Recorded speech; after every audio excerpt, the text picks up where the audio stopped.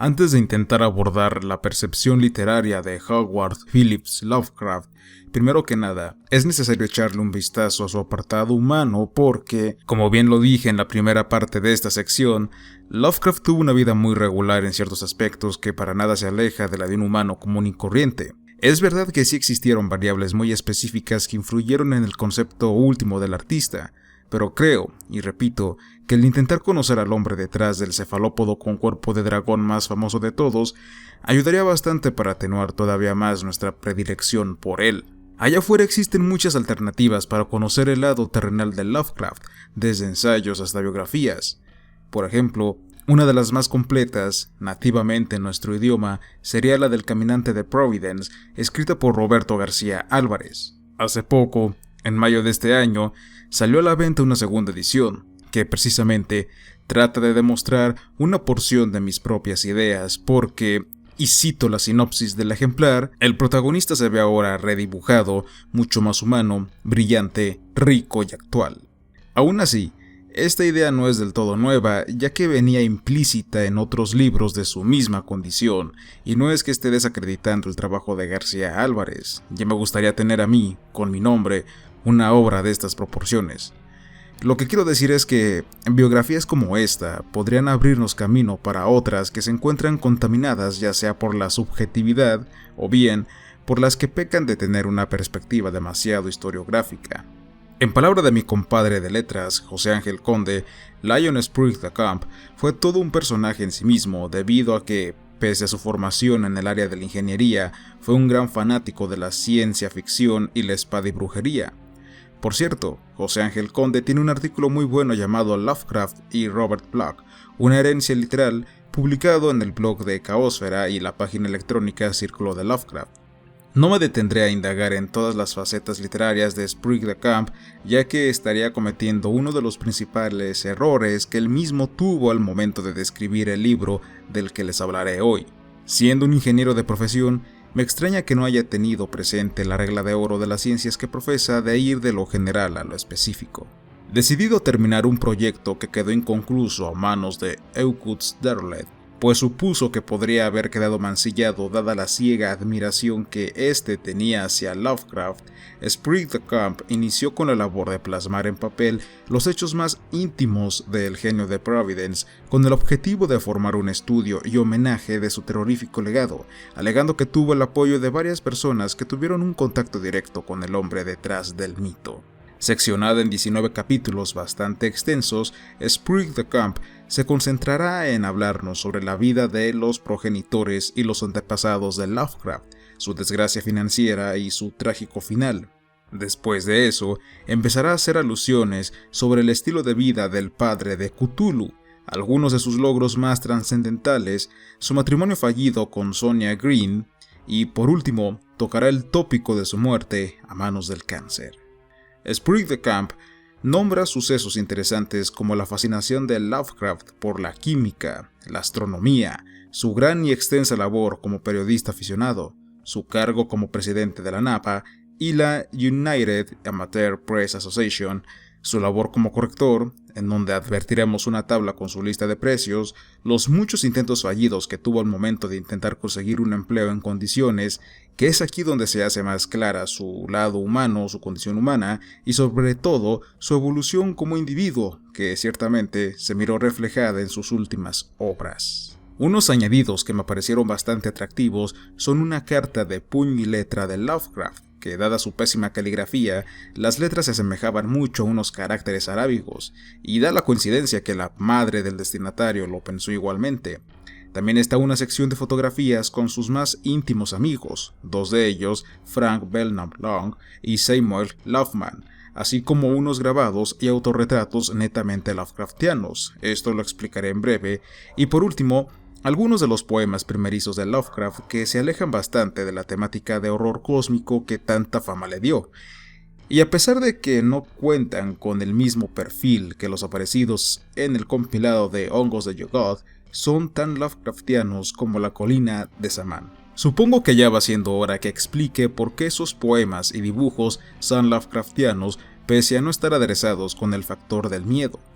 Al igual que Mary Shelley, debemos remontarnos hasta la infancia de Lovecraft y percatarnos que bastantes de las costumbres e ideologías que le fueron inculcadas tuvieron mucho que ver, dígase las transmitidas por su madre o las del contexto social de la Providence de ese entonces. Esta última sea quizás la más representativa debido a que estaba empapada con la ideología de los americanos viejos y que podría ser la causa de muchas de las tendencias puritanas y racistas de Lovecraft, algo de lo que, hasta la fecha, no se ha podido librar.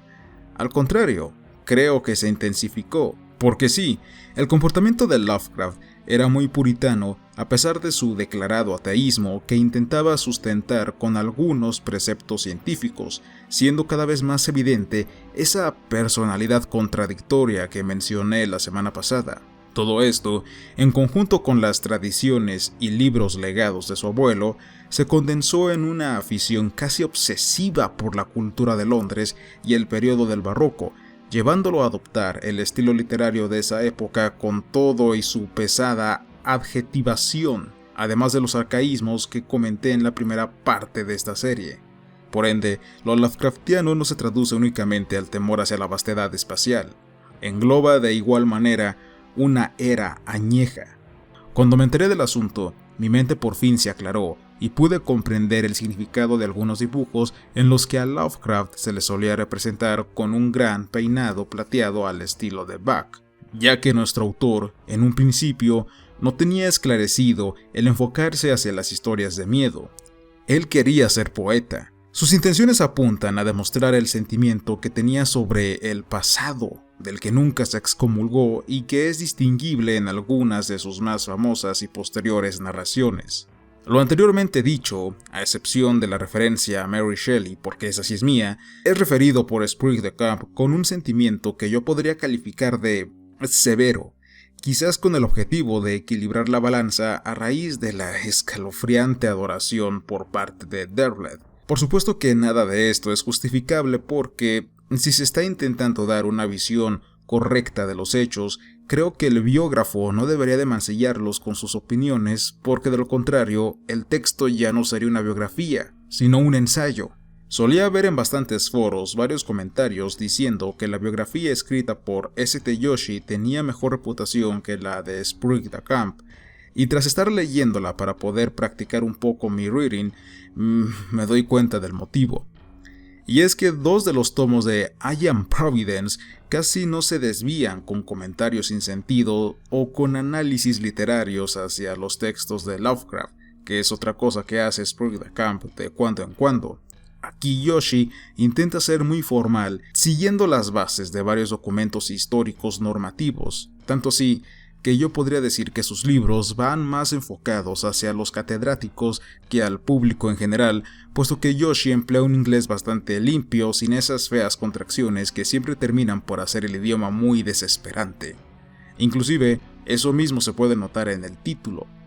Por ejemplo, Sprig de Camp realiza una explicación histórica sobre los arios y los nórdicos solo para desacreditar el racismo de Lovecraft, porque creía tener aires de vikingo, mientras que Joshi revisa directorios de teléfono y otros registros para determinar si realmente Lovecraft era de ascendencia inglesa, tal y como él profesaba, delimitándose a mostrar únicamente eso. Creo que no hace falta hacer otra comparativa. Juzguen por ustedes mismos. Sprig de Camp también dijo con frecuencia que si Lovecraft no hubiese dedicado tanto tiempo a las cartas o al periodismo de aficionado, quizás habría enriquecido más su obra. Puede que hasta cierto punto tenga razón, y aún así, creo que se equivoca, porque de ser entonces el caso, y notes el sarcasmo, Chesterton perdió mucho tiempo con sus ensayos sobre crítica literaria en vez de engrosar más el universo del padre Brown, y el ensayo que le dedicó a Charles Dickens vendría a ser inútil. Creo que Lovecraft escribió lo adecuado y de la forma adecuada, y esto sí ya no es sarcasmo.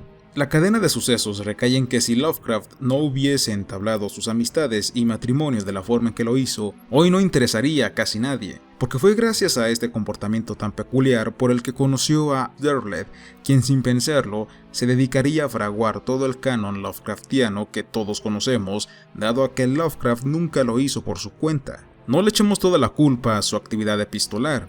Es importante recordar su labor como corrector, sus trabajos eventuales y sus constantes dolencias. Para ser alguien que se consideraba todo un asocial, era bastante social. He aquí una nueva contradicción. Algo que sí le podría criticar a Lovecraft en este rubro es su nulo interés por trabajar, porque el que no tranza no avanza, y el nunca aprender a mecanografiar. De hecho, yo manejo con más soltura el teclado de mi computadora que una soldadura estilo MIG. Entre todas las opiniones de Sprague de Camp, creo que la más correcta es aquella que resalta el cómo Lovecraft, de poco a poco, se fue despojando de sus ideas racistas y de su anglofilia, ya que tal hecho sí se mira reflejado en sus últimos trabajos literarios en cuanto comenzó a dejar a un lado sus pastiches con toques a lo Lord Dunsany, Poe o Machen, hasta adoptar conceptos de la ciencia ficción como los viajes siderales o el de los planetas hipotéticos. El sentimiento de recuperar esa felicidad, producto de sus días de infancia, y que plasmó empalagosamente en la búsqueda onírica de la desconocida Kadath y sus secuelas, también fue dejando de tener relevancia en sus argumentos. Respecto a lo que se nos describe sobre su matrimonio con Sonia Green, o esa supuesta tensión sensual entre él y Robert Barlow, aunque el comportamiento que tuvo Barlow al final se asemeja mucho más al despecho, creo que es bastante claro y no hay que estar intentando ver la complejidad de un suceso que, sin duda, no la tiene.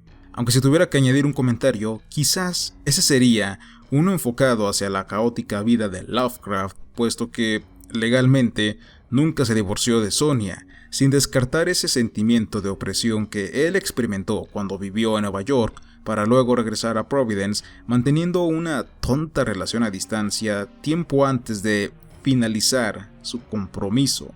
Tras hablar un poco con unos amigos, y cuyo nombre no diré para proteger su privacidad, llegué a la conclusión de por qué el concepto de Lovecraft como leyenda urbana predomina sobre el de Lovecraft histórico. Para la inmensa mayoría es más importante trasladar su figura hacia un perfil más contemporáneo, debido a que se presta mucho al entretenimiento gracias al sinnúmero de leyendas urbanas que, sin duda, el propio Lovecraft también comenzó con su genial Necronomicon. Me estremece la idea de todas las cosas que se desaprovechan solamente para darle gusto a la gente. A fin de cuentas, las mentiras siempre van a ser más atractivas y rentables que la verdad, y sin embargo, el auténtico problema no es ese, sino que los falsos datos van siendo tomados gradualmente como auténticos. Aunque dije que las críticas hacia los textos de Lovecraft por parte de Sprague de Camp se podían obviar porque no desempeñan un papel biográfico como tal, sí que tienen su uso, ya que le dejan a un aspirante escritor, como yo, una leve noción de qué no hacer durante el camino. Personalmente me sirvieron para comprender que la adjetivación Lovecraftiana no es un recurso literario bueno, a pesar de que es algo que el genio de Providence defendía, porque según él, se trataba de un lenguaje de caballero que alentaba sus tendencias quijotescas. Un par de preguntas que el propio Sprague de Camp hace son: ¿cómo planteas, entre líneas, un resplandor maldito? ¿Qué es? Me limitaré a recitar únicamente esta utilidad y el resto me las reservo para mi uso personal. En definitiva, la propuesta de Sprague de Camp es muy buena si lo que se desea es saber la opinión de Lovecraft a través de los pensamientos de un editor serio. No es mala. Siento que podría funcionar como uno de esos vídeos sensacionalistas de YouTube que hablan sobre 5 curiosidades que no sabías sobre Lovecraft, aunque eso sí, con una mejor estructura. Indudablemente la que escribió St. Yoshi es superior, aunque está el inconveniente de que únicamente está en inglés, que es muy técnica y que la actual edición, la de Hippocampus Press, carece de gusto artístico. Es muy seca y con un estilo de fuente de Microsoft Word bastante genérico. Recomiendo que le echen el guante a ambas para todos aquellos que realmente se consideran fanáticos de Lovecraft, pues solo así comenzarán verdaderamente a entender su literatura. Amigos, eso ha sido todo por el momento. Ha sido un placer estar aquí de nuevo con ustedes. Nos vemos y hasta la próxima.